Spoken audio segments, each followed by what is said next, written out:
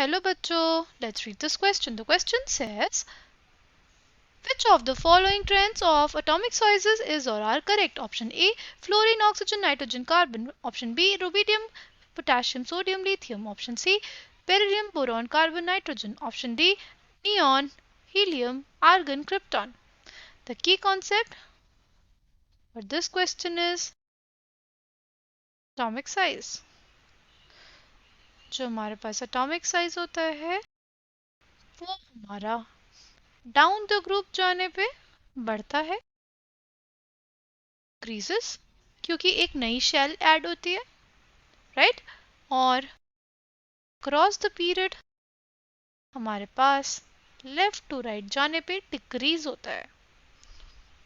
ये डिक्रीज इस वजह से होता है क्योंकि जो हमारा इलेक्ट्रॉन होगा वो एक तो सेम शेल में ऐड हो रहा है, और जो हमारा न्यूक्लियस है वो और ज़्यादा पावरफुल हो जा रहा है क्योंकि एक प्रोटॉन का भी एडिशन हो रहा है। तो जो न्यूक्लियस है वो तेज़ी से पुल करेगा, राइट? जो इफेक्टिव न्यूक्लियर चार्ज होगा वो बढ़ जाएगा और इस वजह से हमारा साइज छोटा हो जाएगा as we move from left to right in the periodic table.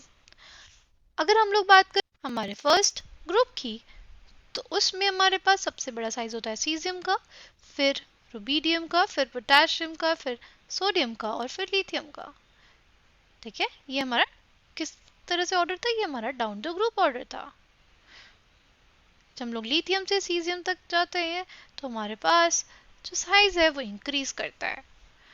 अब अगर हम लोग सेकेंड पीरियड की बात करें तो हमारा जो लिथियम होगा उसका साइज सबसे बड़ा होगा, फिर हमारे बेरिलियम का, फिर बोरॉन का, फिर कार्बन का, फिर नाइट्रोजन का, फिर ऑक्सीजन का और फिर फ्लोरीन का। जो फ्लोरीन होगा उसका सबसे छोटा साइज होगा हमारे सेकेंड पीरियड में, right? It's because of the increase in effective nuclear charge.